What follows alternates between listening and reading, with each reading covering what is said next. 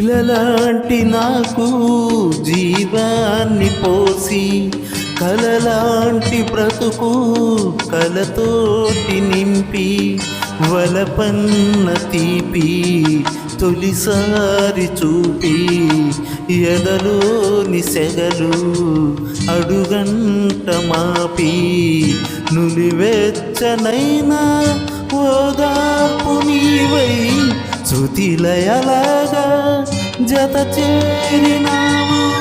నువ్వు లేని నన్ను ఊహించలేను, నా వేదనంతా నివేదించలేను.